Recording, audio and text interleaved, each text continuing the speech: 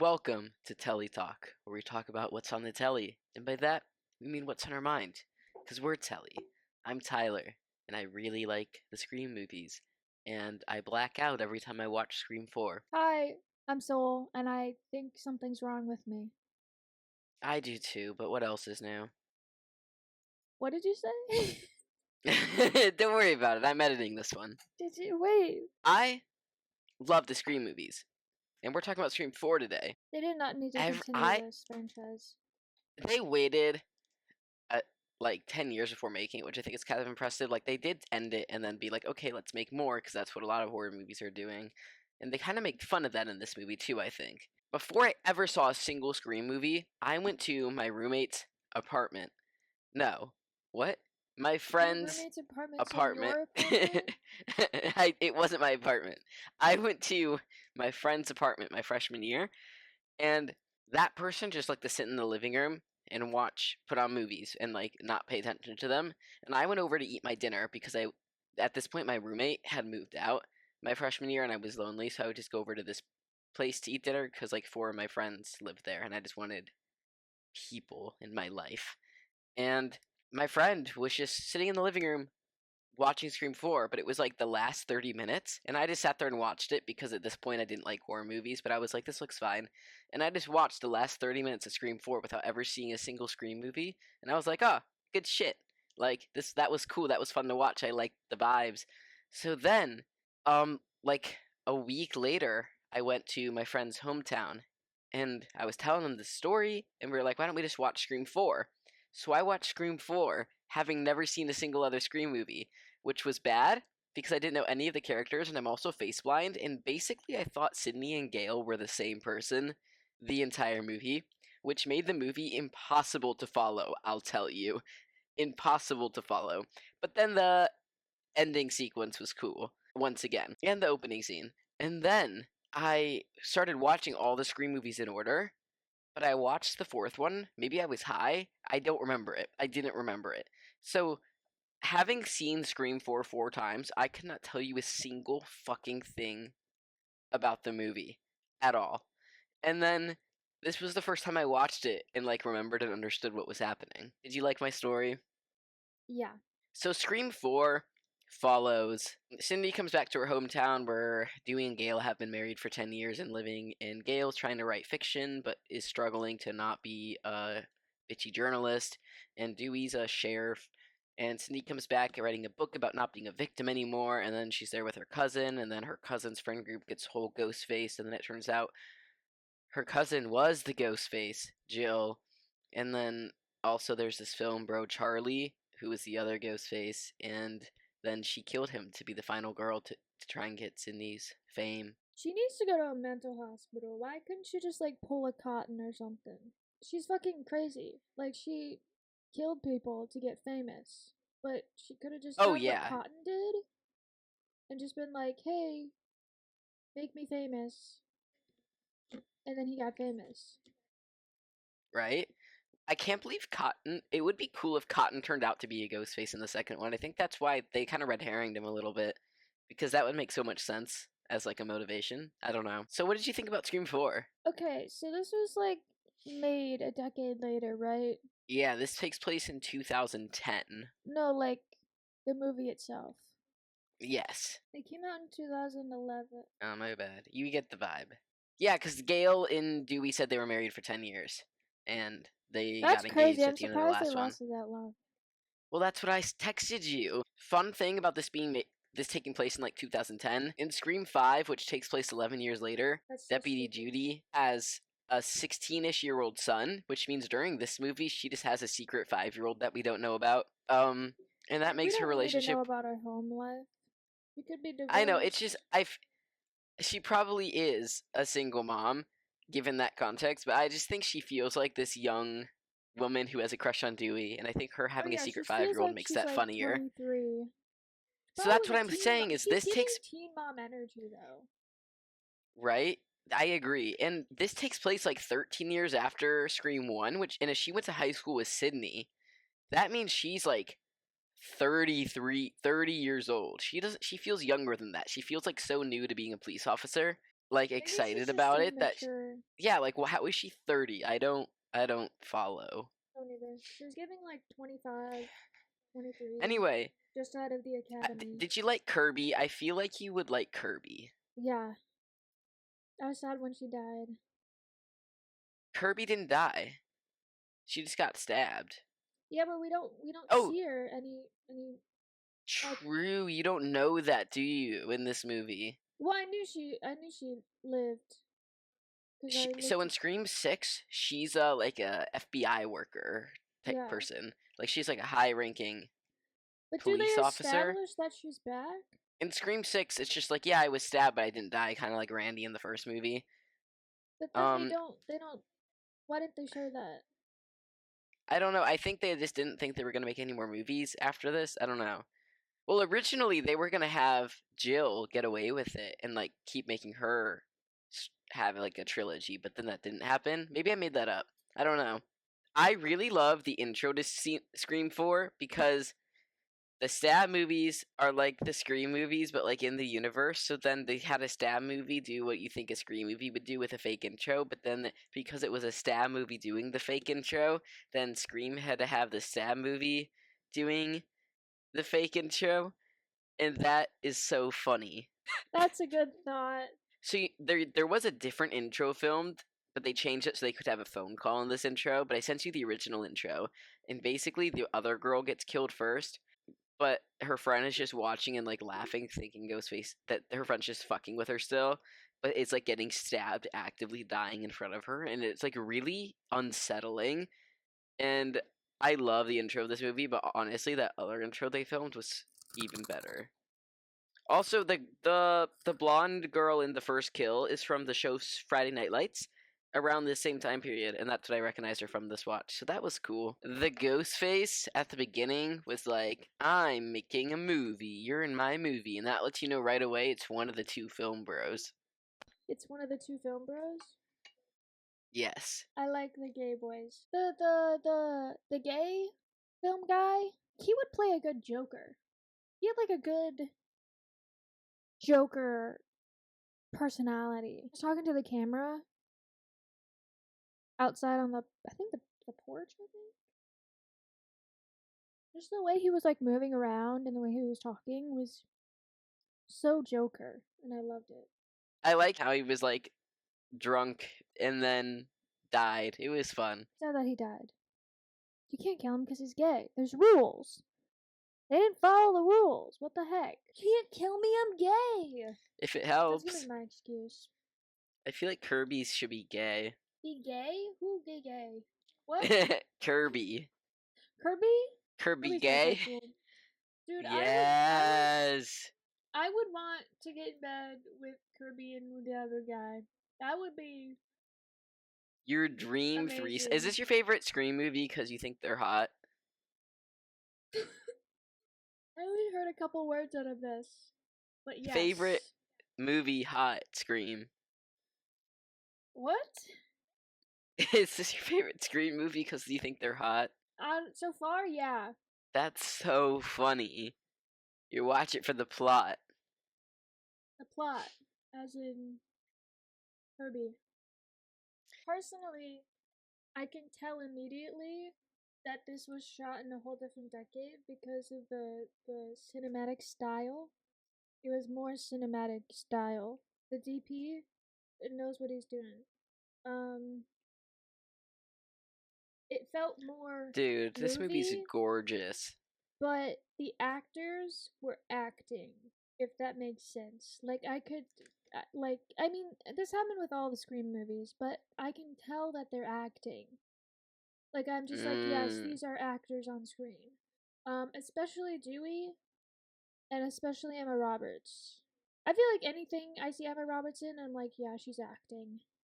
She's never Which one was Emma Roberts? the main character. Really? Yeah. No way. Oh my god. No way! I didn't even know! What? Her name is literally I told Scream you. Queen. Is that why? One of the reasons, yeah. Oh my god. That's crazy. To be fair, the first time I watched this, I thought Gail and Sydney were the same person because they had similar haircuts in this movie. But then I learned to look for Monica from Friends, and then I was good. You know, this movie proved to me that we should movies again with unknown actors or new actors that are actually good at acting rather than just keep employing these nepo babies who've been in literally everything for the past, I don't know, 3 years. Like, we're just cycling through 30 different actors that are all nepo babies. They all grew up rich, and you know they're good, but like they're the same 30 actors that are in every single fucking movie. Like, please take a fucking break. Do some commercials. Go work on a short film. Go make something. Go on vacation. Okay? And let these unknown actors that just like crawl up out of backstage, you know? You're so right. Anyway, I really like Jill as Ghostface because she's the only person in the whole movie who's not suspicious, but the fact that everyone but her is suspicious kind of makes her suspicious. You know what I mean? But then, Yeah. like, Sydney sees herself in her, so Sydney would never suspect her. And the fact that her character is so different, um, once she reveals herself, like, she goes from, like, shy girl to psycho The real mood quick. change was horrible. Right? Can't believe Gail and Dewey are still married. I never, because they're divorced by the fifth one. I'm really surprised that they lasted 10 years. Me too. Because Gail is like trying to like she just needs motivation and some support. And Dewey's like, we're failing.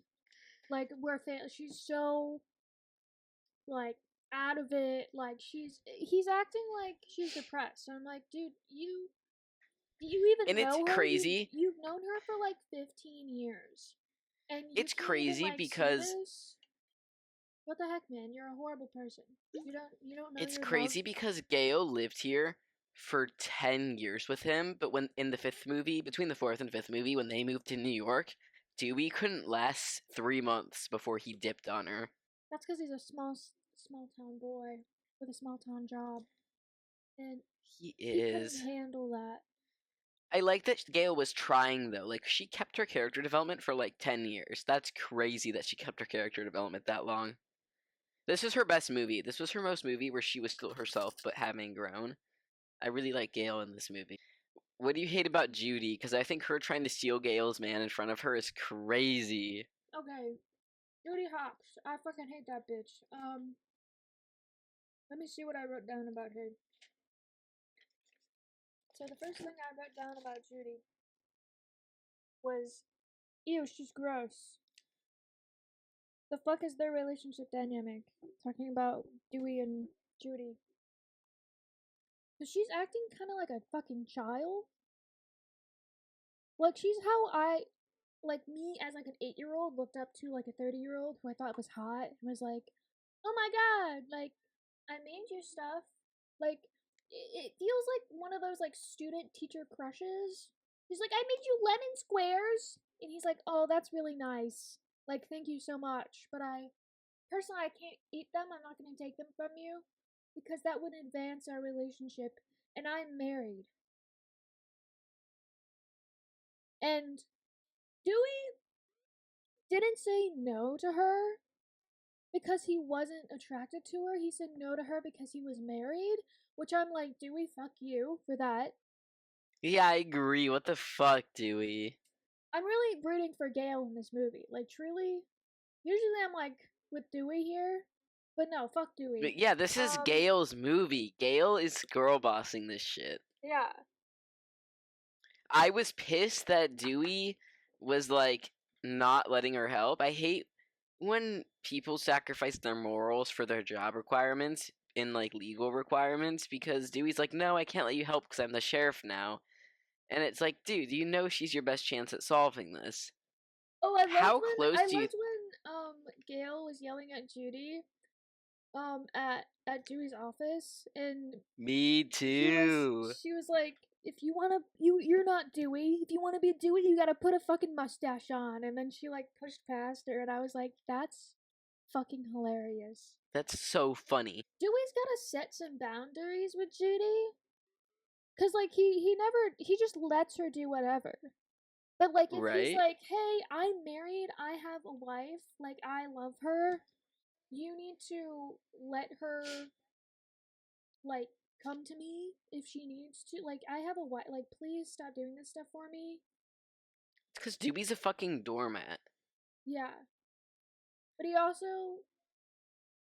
Judy was definitely so has sus feelings for for no Judy. reason. Like, she Judy was was innocent. sus. She was just acting like that because she's weird. She's just like a like in my eyes, she's like a child. She's a lot better in Scream 5. She's like a whole different character. She just matures a lot. Like when Dewey is being nice to Judy, he's just like encouraging her behavior. Cause when Gail was like, "Your lemon squares fucking taste like ass," and Dewey comes out and he's like, "No, they were actually like really good. You're a really good baker, and like I would love to eat them." And he like did something to like advance, like connect more. And I'm like, "No, stop! Like you know this. It doesn't fucking like that she acts this way to you. Shouldn't either, unless you have secret feelings for her. Wow. So obviously you have secret feelings for her. Right? Otherwise, you would be setting these boundaries, being like, "Hey, please don't act like 10-year relationship." Also, Dewey's just like making everything like super dramatic about Gail. He's just like escalating the situation. Because when he was talking to Sydney, he was like, "Yeah, she's just like not doing good. Like she's fallen off. Like she needs help." But then Gail's just like, "I just need motivation. Like I have what I need. I just gotta like move forward with it. Like, I just need that little push." And she turns to Dewey and is like, "Hey, could you give me that little push?" And then Gail like looks at Dewey. And Dewey's like, "Nah, I got a job to do." No. And then Gail's like, but like I need this push. Like you can help me. I can help you. Like this is how we're gonna do it." And then Dewey's like, "No, I have a job to do, and you can't get involved because I'm the police and you're not. Also, you stop being a bitchy reporter. So, like, you can't be reporting again." And she's like, "I'm not reporting. I'm getting inspiration. I'm not gonna write what I did with Sydney. I'm gonna write the truth. It's not gonna be like an attack on someone. I'm gonna be like a news reporter, but I'm not gonna twist any words, okay? I'm gonna say how it is. I'm gonna solve this case. I am the new Mystery Incorporated. You can call me Daphne. You can call me Velma. You can call me Shaggy." I was gonna make a joke, but I lost it. But that's okay. Judy just needs to get the fuck away. Like, if I was Gail, I would just shove Judy into a gutter. I would just pack her in there. And I love that Gail stands up for herself, because she does yell at Judy sometimes. And I'm like, yes, Gail, fucking get her, dude. Get her! That Gail Weathers being called Gail Riley is kind of crazy. Like, that just doesn't feel right. Who the fuck is Riley? Dewey Riley. That's his last name? His last name is Riley, yeah. I swear he had a different last name. No, it's Riley.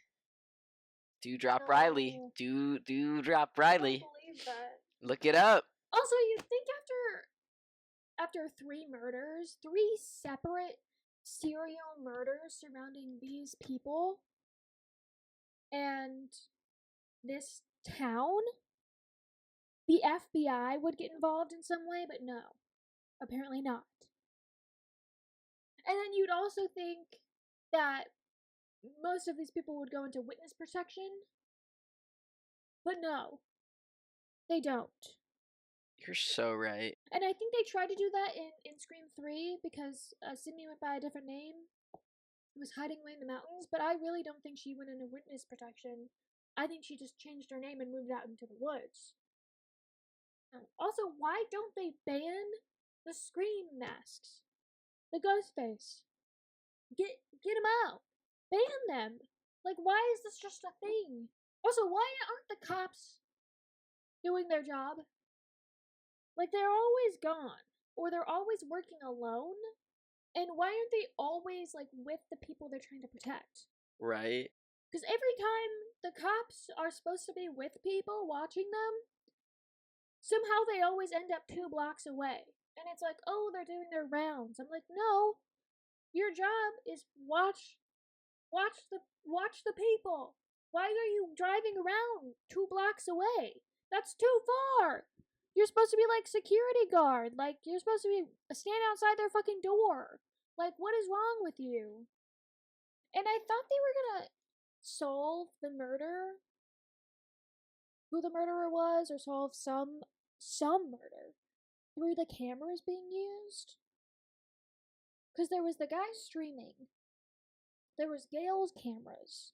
Like they were really putting emphasis on the cameras. And I'm like, okay, they're gonna find out who the killer is through the cameras. But they never did. They never even went to whatever website, blog, whatever that guy was streaming on. They just like they didn't even they didn't even they didn't even they didn't even touch it. All they did was like use it to show what was already in front of them. Like the guy who's streaming was looking at his camera, and then he opened the door, and the ghost face was there. But like he could have just looked up, and the ghost face would have like it was stupid. And I get the whole camera thing was like to recreate the movie or whatever, but like they were really pushing towards, oh, we're gonna solve the murders with the cameras, with the recordings, or at least solve the overall case with the cameras. Because they shot their fake movie and was like, oh, we're gonna put it all on Trevor, but they didn't even touch the footage. You don't even see the footage. You don't even see the cameras. So like, what was the point of doing all that if they're not gonna like end with that? You know? You're right. This movie definitely felt like a cash grab, especially because they didn't make this into a trilogy. They were planning on making it into a trilogy, I think, though. It was just like a fourth random movie, fourth one shot. They did not need to make this. They should have ended it at 3, left it off with that crash and burn of a Scream 3, and just let it be. Just let it sit and simmer for the rest of its life. I think maybe they didn't want to end on how bad Scream 3 was, too. That one kill, his publicist or whatever. Oh my god, the publicist lady reminds me a lot of the annoying journalist who's actually the killer in the second movie. She reminds me a lot of her the way she goes up to Gale. This movie does a really good job It at was having a just lot of really new weird. characters, but making it balanced, unlike Scream 3. Yeah. Oh yeah, her kill is weird because I feel like it was she should have just stayed in the car and called someone on her phone, call 911 in the car. She Yeah. did a lot of things right. Like she looked in her back seat, she looked under the car. Like she did things right. But running out was dumb, and I don't know how the Ghostface knew which direction she would run in, or how the door handle was locked. I don't know how he did that. There was like a stab right before she died that was like weirdly intimate. Like Oh. they both looked at each other and they were like, I'm like, are they gonna kiss right now? Like it literally looks like they're falling in love. Like what is happening? Like I literally thought they were gonna start making out. Yeah, and at the end, the news reporters, they were like, Emma Roberts, she's a hero. She's a hero. I'm like, what do you mean she's a hero? She didn't save anyone. Like not They none think of she the killed the evidence. Ghostfaces. That's why. They think she killed the Ghostfaces. No, So but then the no, ending but is then really fucked. It leaves you after with like a really unsettling, eerie feeling. no, but then after she goes and attacks Sydney, and then they kill her, and then it cuts to the reporters again, being like, "She's a hero." Like, why else would they be at the hospital?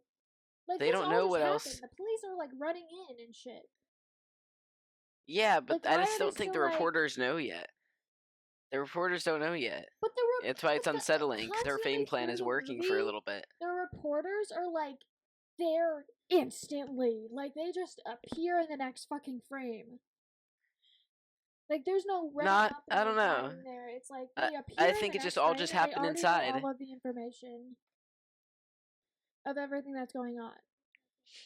They don't know yet, man. That's why it's an eerie ending. It like leaves you No, but unsettled. It's like not that perfectly makes no happy. sense for what was happening earlier. Like they were always Um, immediately there.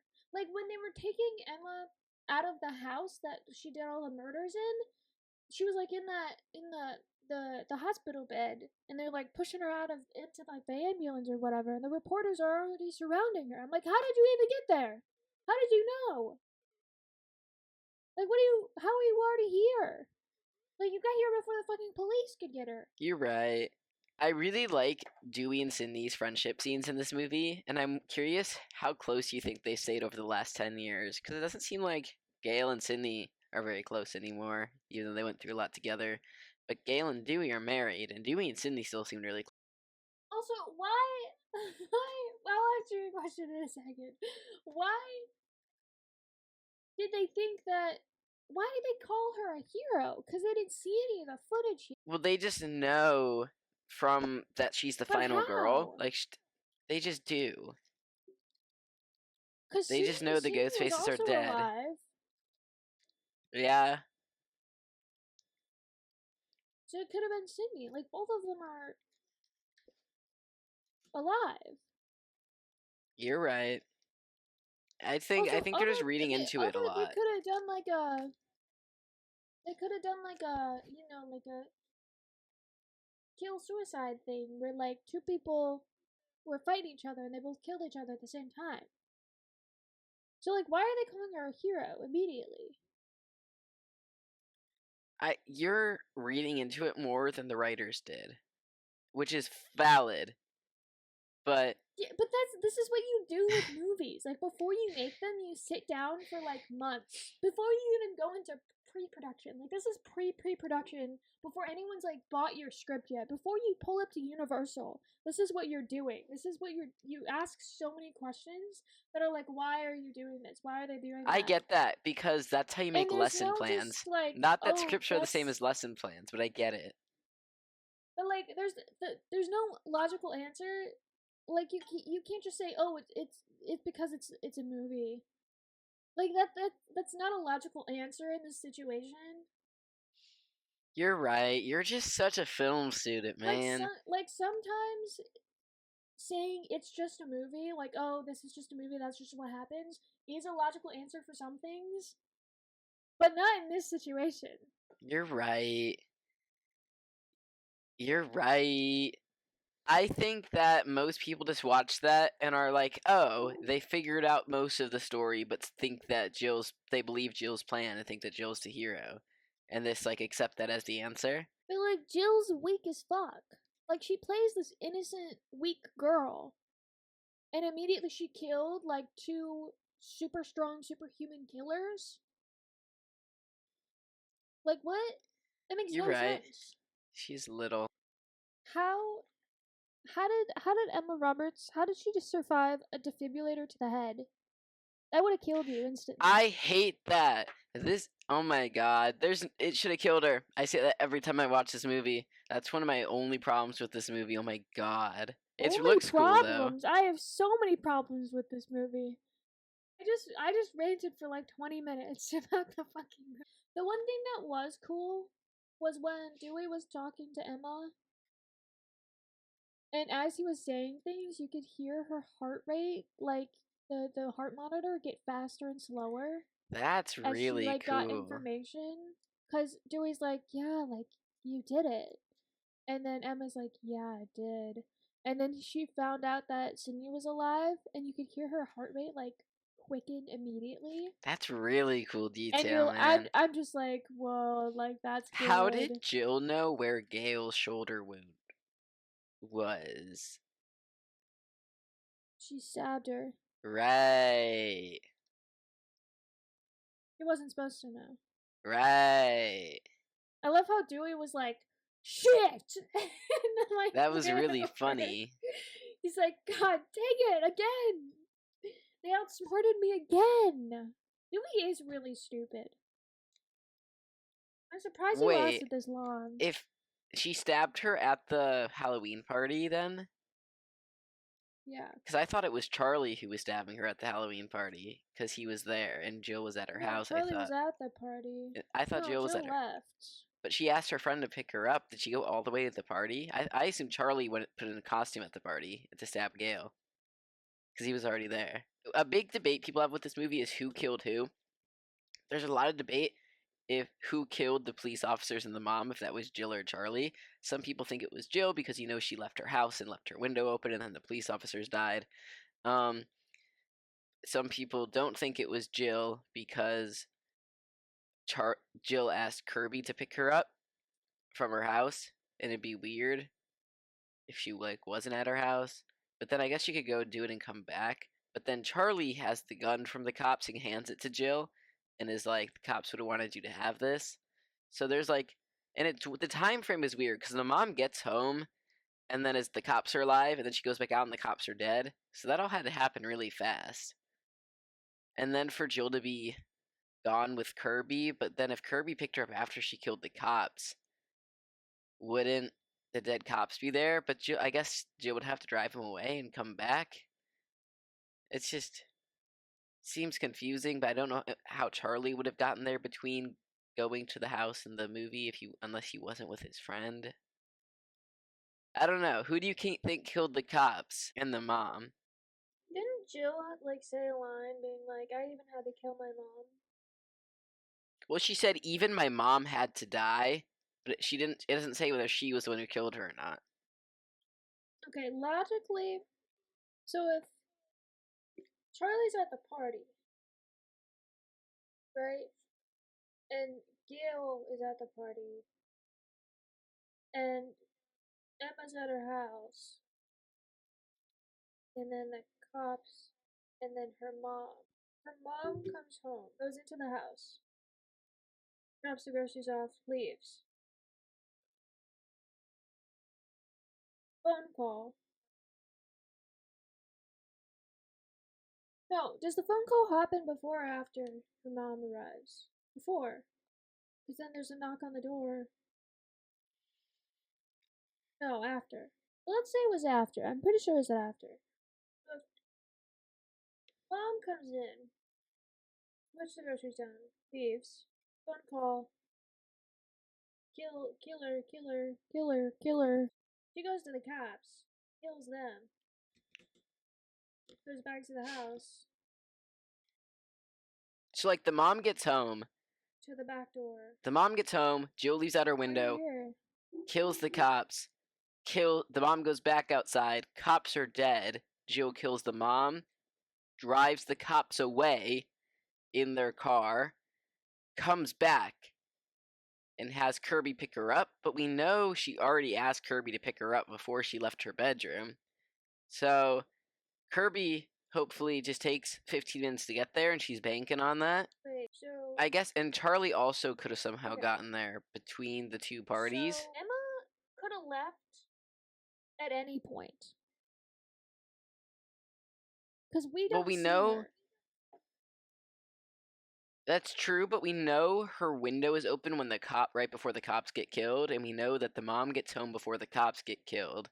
And we know that before she left her house, she asked Kirby to pick her up. So it's how long does it take Kirby to pick her up? And can she do all these kills and move the bodies before that? Could it be possible that Charlie came by, picked Emma up, drove her to the party, she was camping there, stabbed Gail, left, went back home, mom came home, Emma went out, the cops were doing their patrol, they moved Wait, no, we know that Jill is home because she talks to Sydney and is like, oh, I gotta go to my prison cell. Right? That's during the party. I don't know, but that was while Gail was getting stabbed. She's home during that, right? I think it's before anything happened because she wasn't she on the phone with Kirby and was like Kirby was getting to the party? Yeah. And it was I think that this is the worst part of the movie. This is the worst part of the movie. Is the timing doesn't make sense because all the scenes are like back to back to back. You know? Yeah, but you can tell time passes because of how far they get into the movie that they're screening.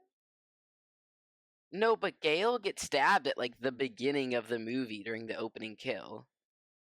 Maybe there's just like a long period of time before the movie starts to where Maybe we Herbert see gets the movie start. inside, gets off the phone of Emma. I Emma th- I think crawls out of her logically window. Charlie had to be the one to stab Gale. And maybe Jill saw the footage. Maybe Jill saw Charlie's recording of stabbing Gale, so she knows where Gale got stabbed. How about that? Yeah, I guess, but that'd be stupid. It would be, but it makes. I just think the timing would make a lot more sense. And then Jill. Also, I don't think they have time to like look at the footage because this is all happening in like a day. And when they were doing all the final kills, Charlie like pulls out his camera. He's like, I got good footage of whatever and whatever, and this is better than whatever. Who does he say he got good footage of? I don't know. That would answer our question, I think, of who killed who and who stabbed who. Anyway, He killed his gay friend. I know that. oh, he does say he got good footage of that. That's it. That's it. Good job. You're smart. No, but it's no. It's he's like, oh, the footage of stabbing my gay friend is better than the footage I got of this. Oh, true. Anyway, it's a really big debate who killed the two cops, and their scenes were funny, and the mom, because you can make both of them make sense to kill them, and it's really unclear. Who do you think killed them? Well, whoever killed the cops is insanely strong. Because to stab someone through the skull, Yeah, you're right. the front of the skull especially, you gotta be like insanely fucking superpower strong. So if Charlie killed them, he like left the party and then went there before going to the after party. Timing's weird. Anyway, if Jill had Charlie do it to keep her name like in the clear, that would mean that Charlie killed like 10 people and Jill only killed Trevor and Charlie. Um which is I know. crazy because that's like one of the most disproportionate Ghostface. Scream 2 is really similar with the woman only doing like 2 kills and the guy doing a bunch of kills. So Charlie's like a really deadly Ghostface. People really like him because he does really brutal kills.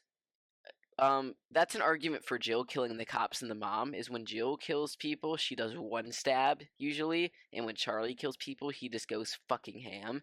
And that's why Olivia's kill is like the most brutal in the entire Scream series. You see all the blood that splattered when she died, and like what he did to her.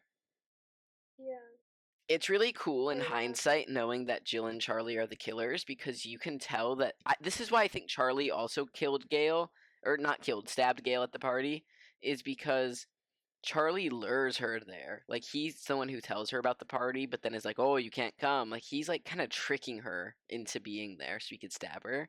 And I think that was really smart. I love Gail going rogue this movie, by the way. And then Jill leads Trevor to the after party. Like, Jill is the one who texts them, but then is like, oh, I didn't text you. Like, she's luring him there. And this is, I think, one of the only mistakes Jill made was shooting Trevor in the dick, even though it was funny, is because Yeah, why did she do that? usually you shoot a ghost face in the head, and it's like it just looks more personal of a crime to shoot him in the dick.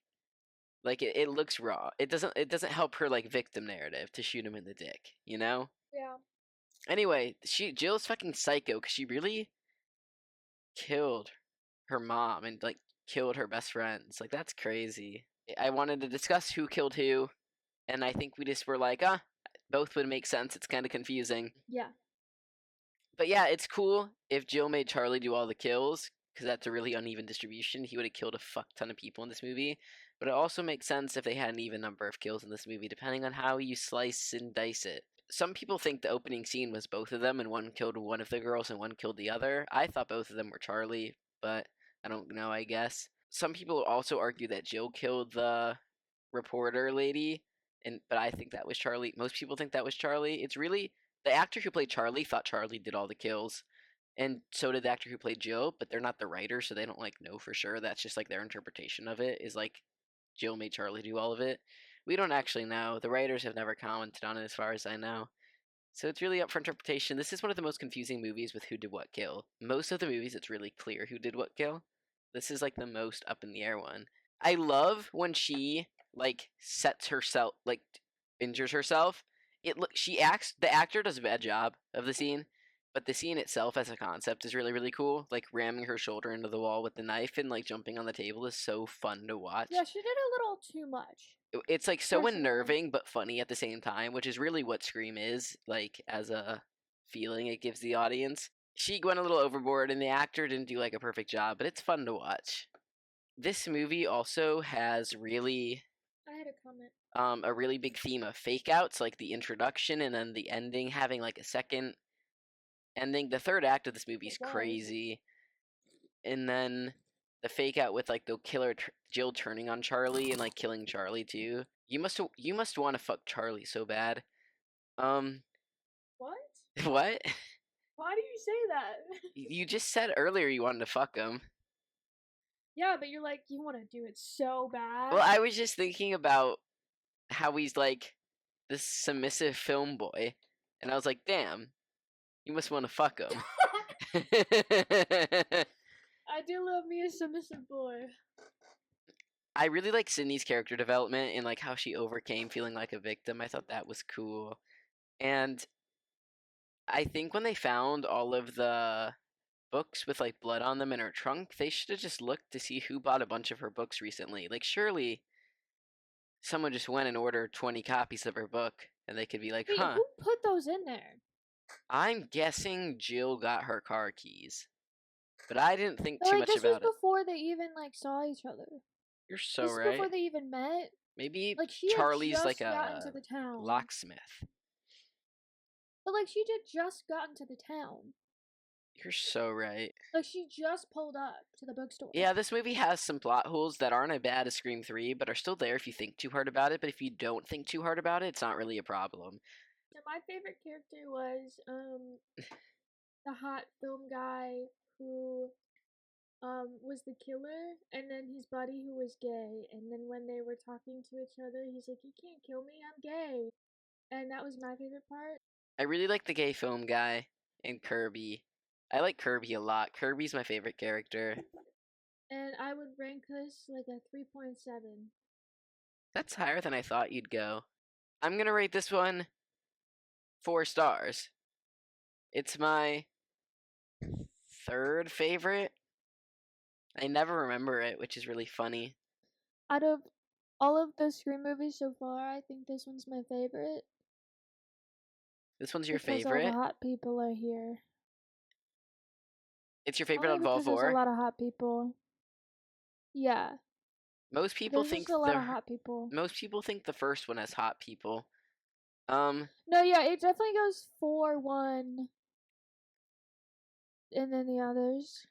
My order would be 1, 5, 4, 6, and 2 are kind of tied, and then 3. 1 is just like a classic, but this one actually has so many more kills than 1. It's kind of crazy in hindsight. This movie makes me realize how few kills Scream 1 has. Like, Scream 1 only has like 5 kills, other than the ghost faces. And this movie had like 11. Yeah. This one just had a much more exciting third act than the first movie. Never mind. What was your favorite act of this movie? Like, the first act, the middle, and the third act are all really interesting. Like, I love the third act of this movie, along with the opening scene. I liked the hot people. Okay, fair enough. Outro. Thank you guys for watching this episode of Telly Talk. We got 60 other episodes that you're welcome to look at, and we're watching the rest of the Scream movies in this October of this year, currently. If you're interested, you can watch those in the future, and if you don't have time, you can watch the ones that we made in the past. Last month we did Over the Garden Wall. Before that, we did something else.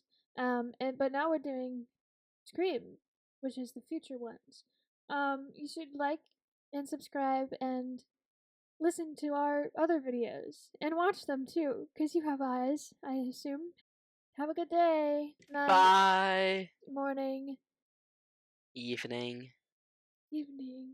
There's northern lights right now for me, and they're pretty, but you don't live in the north. Fuck you.